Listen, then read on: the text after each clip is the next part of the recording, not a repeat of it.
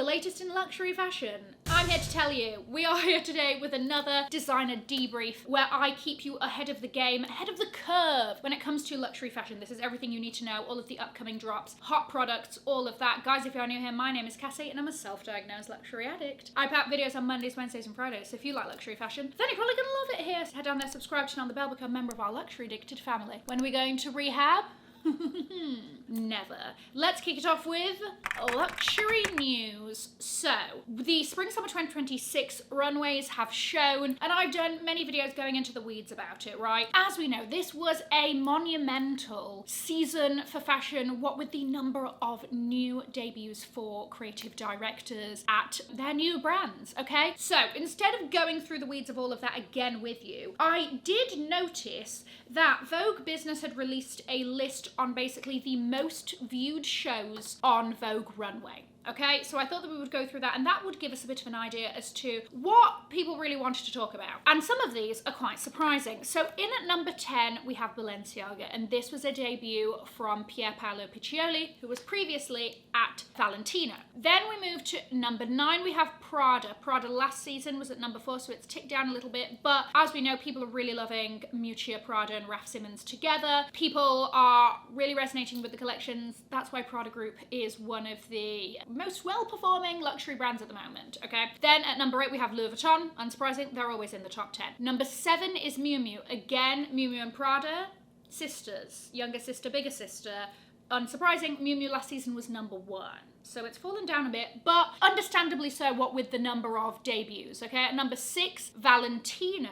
Alessandro Michele has been at Valentino for a few seasons now, and I feel like we are now really sort of like seeing him hit his stride, and people are really excited about Valentino under him. So that was up from number 9. At number 5, we have Saint Laurent, always a winner of a show. At number 4, surprising, Maison Margiela. I know, I would not really have thought to put those in the top 10. Maybe also this is because in my bias, it's not really a brand that I'm like obsessed with checking up on. But anyway, number 3, we had Gucci, which was Demna's debut for the brand. There was also a lot of social media hype around this collection. They did a big rollout on social media, and then there was the film, and then there was a lot of stuff sparking people's interest to go and look at the runways. So interesting. At number 2, we had Dior, which was Jonathan Anderson's debut for the house. We saw him do menswear earlier this year. Now we've seen his women's wear. It's been quite a controversial one. People either are like, oh my gosh, yes, like, love it, or people are like, I don't know what that is.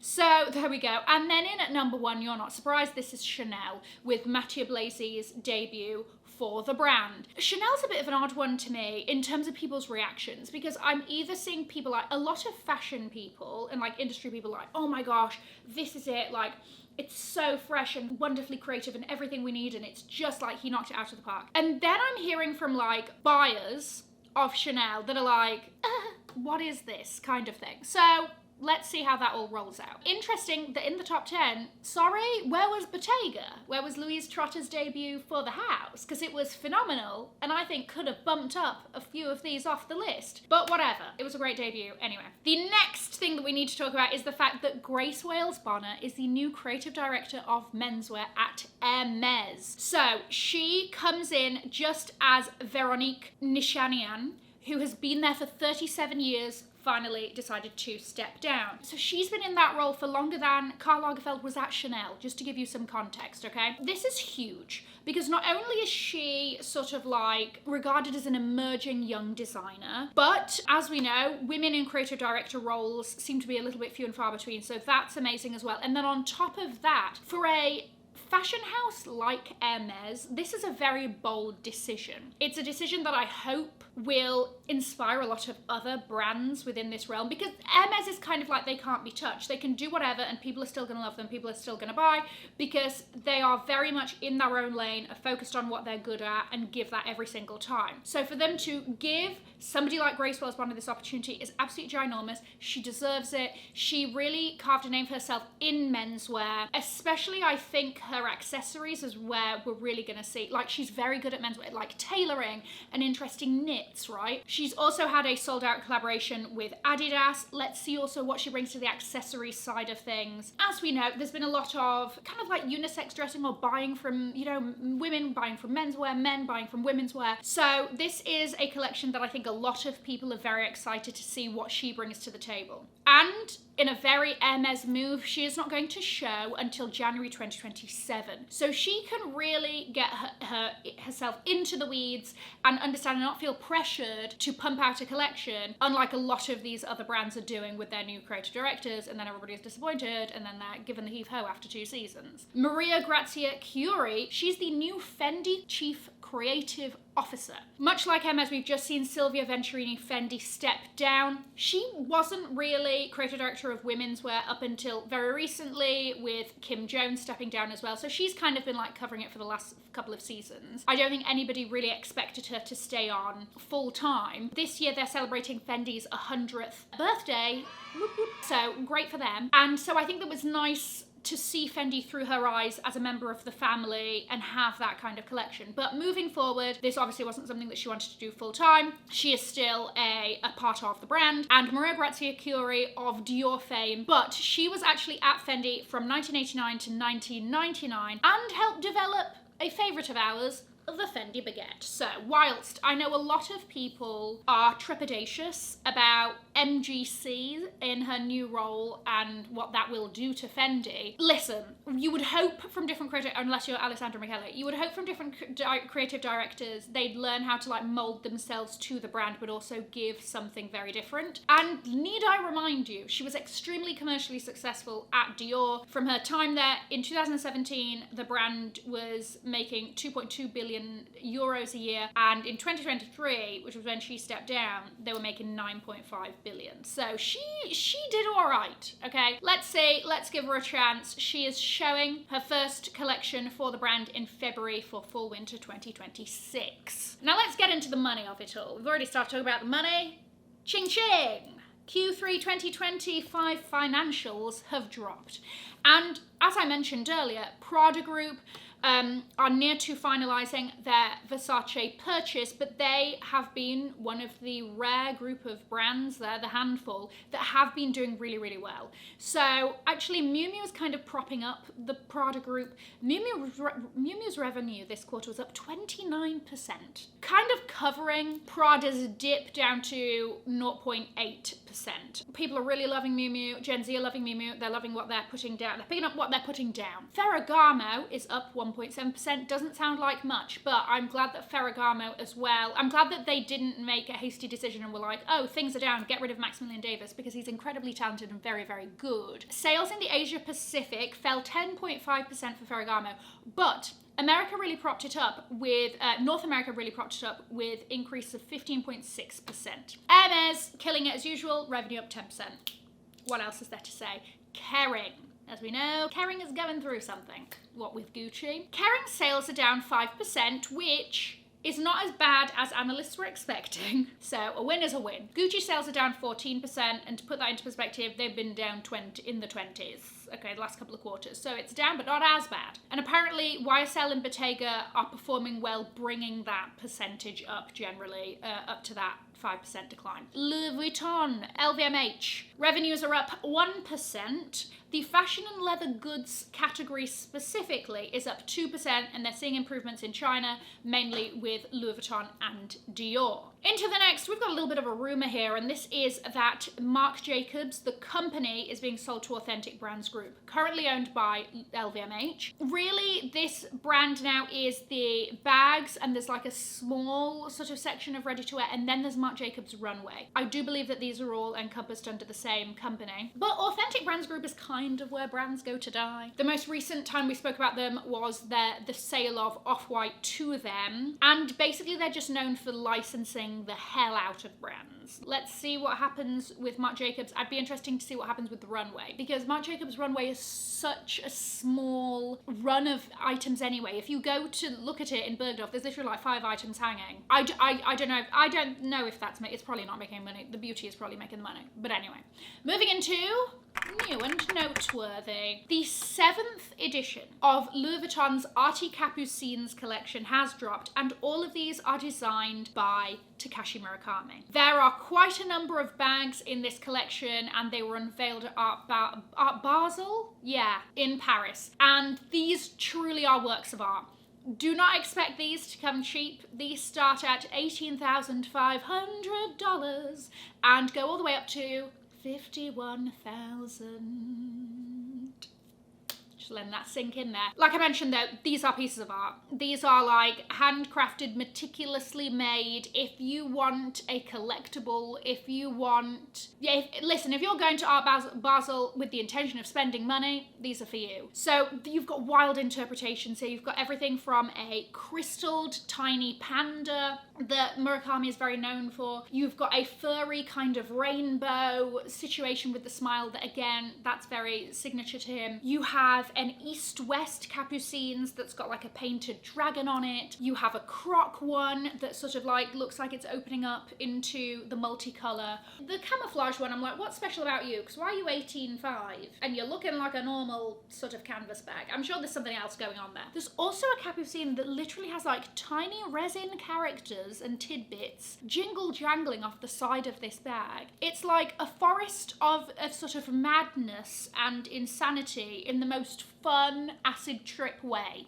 There's a lot going on here, and I tell you one thing, at least they're wild. Like, if you're going to spend that money, it looks like you're getting your money for it, you know. There's also one that has a signature. All of these are numbered. All of these come in very, very small quantities. The smallest quantity is 75 pieces globally, and that is the croc and multicolour one. All the way up to the ones that have the most pieces of 380 pieces globally, and that is the sphere filled with flowers and the fur half rainbowy flower him. Pre-orders are currently open, and from what I've heard, the gold one is already sold out. So listen, if you're getting one of these, all I ask of you is that you DM me on Instagram and show me, please. I wish to revel in your happiness with you. This is actually something that happened last month, but I failed to put it on your radar, and so I'm doing it now. A Manolo Blahnik collaboration with the Marie Antoinette film. So you have got about 6 pairs of shoes here, all inspired by the shoes that Marie Antoinette wore in the Sofia Coppola film that came out a while ago. They're all very Marie Antoinette interpretations. There's one that looks like a little sort of corset, pointed toe. There's like these little rosette heels, and there's a pair that's like a slingback that looks like it has brooches on it, or like a brooch in the middle with bows, and then tie-up mules as well. Very cutesy, very Versailles, looks sort of historically accurate, but fun and cute too. There you go. Cartier has launched the Love Unlimited. I did a whole video on this. I will link it below. It is a snaky version of the Cartier Love bracelet. It comes in white, yellow, and rose gold. Currently no diamonds. And part of this is that it has this hidden clasp so that you can attach more than one together, so that you can wrap it around and things like that, because your love is unlimited. There you go. Intel on this. Number one, Christian went to go and try it on. It looks great. It's also sold out at the moment. Interesting. And also another tidbit of information is that the majority of people buying this are buying 2 together, because again of that sort of ability to add more on. So very interesting there. It's great. Glenn Martins is collaborating with H&M as part of their latest designer collaboration. This drops on October the 30th. And, you know, he is the ex-creative director of Y Project, before that died, RIP, and is the current creative director of Diesel. It is very much that vibe. I don't feel as though it has been watered down because it is H&M. You have the invisible strap tanks. You have these like boots that sort of almost look like sacks, and that you could sort of fit a small toddler in the front of it over the knee. You also have an ankle version of that. It's very kind of like grunge fashion, these bags that look like wavy, crumpled totes of sorts. There's a lot there. And then also the outerwear again is that like sort of like crumpled, wavy kind of effect on it. The Mulberry Roxanne is back. So this bag originally debuted in 2004. It's been given a little bit of a nip and tuck, a little bit of one of those facelifts that Kris Jenner went and got recently. It's back. They've done this in a shoulder bag style with a curved top. to it in a small, medium, and a sort of regular size, and then there's a pochette version. It's very utilitarian, it has all these pockets. If the old version did tickle your fancy, but you still liked the online experience of shopping with Mulberry actually have a pre-loved section that does have a few of these in there. So if you're worried about authenticity, or you just, you know, want something, you know, with a stamp of approval from the brand, whatever it is, I think it's very, very genius that Mulberry have done that. Dior Alps. Brands are dropping their winter/ski capsule collections, and Dior is front and center. They are doing shearling trimmed suede tan versions of some of their most popular bags. You have everything from the Miss Montaigne and the Lady Dior and the D Journey bag, all done in this kind of interpretation. I will say my favorite pieces from this are the moon boots. The ski boots, whatever, they look chic. They remind me, like, Dior's been doing these on and off for years. Need I remind you of the Dior Rasta version that was done under John Galliano? An exceptional pair of moon boots, if I do say myself. Also, I'm a moon boot over an UGG girl, so that's me. They're also doing these like little ballet flats that are shearling lined as well. There you go. Coco Neige, while we're on this topic, this is Chanel's version of that. They have launched a load of sort of velvet effect nylon bags that seem a little bit casual and like throw on, and apparently, you know, I can crossbody these and ski down a sodding mountain with this bag. They also have earmuffs, muffs for your hands, like one of those, you know, sort of very old school, very classy older woman with a large inheritance would sort of teeter-totter into a room wearing. My favourite piece are the pilot sunglasses with the tweed blinders. Very chic, very fab. And they also have this sort of like little belt that also has a zip pocket on it, which again, I'm like, if I was skiing, that's great, but also sort of over a puffer jacket generally. Chic. Similar to Dior, they also have a pair of furry ballet flats, in case that is what you're interested in. Moving into hot products. Right, Rimowa's gone and dropped a new colour of their polycarbonate range. These are the trunks, the luggage, both check-in and carry-on, as well as phone cases, packing cubes and other small accessories in ballerina pink. And the girls have gone wild. Barbie core may have ended, but our love for pink has not. I even saw personal shopper Gab Waller post about how like she's just been inundated with requests for this collection. There you go. It's free to shop on the website. Well, it's not free to shop. You can go and look at it for free on the website, but people are really loving this pink. Listen, when it comes to Rimowa, I have had my beef, but I also really enjoy the polycarbonate range over the aluminium. So there you go. Take of that what you will. Now, another brand that's come out with their ski collection is Louis Vuitton, and as part of this, they have relaunched their iconic miroir bags, okay? So like this shiny goddess in the back there who I need to bring out for a spin. When was that? 2006, 2005, something like that. Anyway, under Marc Jacobs. As part of this collection, they have done these in an Alma BB. Very nice, very good, very lovely. Coming in the silver, there's no gold, but there is a rose gold this year, I suppose. Then there's also like little pochettes. They have a keep-all version. They also do, I believe they have a big Alma with pockets on it. Now, one of my issues with the Speedy sort of version of this is that because the Speedy has that rounded top, it can create creasing over time. If you're fine with it, fine. If you're not fine with it, you know, this is just a little so that you know. But you're not going to have that with the Alma because it's very straight. You have a tiny curvature, it's not enough for it to actually like cause creasing. The Alma, you're really not going to have any problems. Well, the only problems that you will have is like scratches, because it is that high shine glossy patent. I love it. I'm always going to love this sort of miroir range, so I'm happy that they've brought it back. Oh, by the way, they're also doing a little cosmetics pouch. Okay, so like the little lipstick pouches in the silver as well. They are also doing, as we know, Vivienne, the little character Vivienne, the little Louis Vuitton character that's got like a little floral head. They're doing her in a backpack. And I've never noticed that before. I don't know if this is a thing, but it made me giggle, and I thought that I should tell you about it. And then they are also doing the Speedy Soft in a teddy version, so you have that shearling trim. PSA, just that you are aware. And finally, Celine has dropped their new smiley luggage, and as part of that is the flat cabasse, which is this very flat tote. You can get your 15-inch laptop in there. Well, definitely a 13-inch, right? It's quite big. It's coming in a butter yellow, a cobalt blue, a red, and a black. You have that little smile, okay, the cheeky little face looking at you, giving you a little wink as you walk by. It has been featured in the filming for the new Devil Wears Prada coming out whenever it's due to come out. It's also, in my opinion, not the worst price point. So I thought that I would also put that on your radar. There we go. Let me know if there was anything that surprised you, shocked you. Let it be known in the comments. I'm going to leave a link to another video over here in case you haven't already seen it. Have an amazing morning, afternoon, or evening wherever you are. And in the words of my father, if you've enjoyed it, tell your friends. If you haven't, keep your mouth shut. I'll see you in my next video. Mwah. Bye, guys.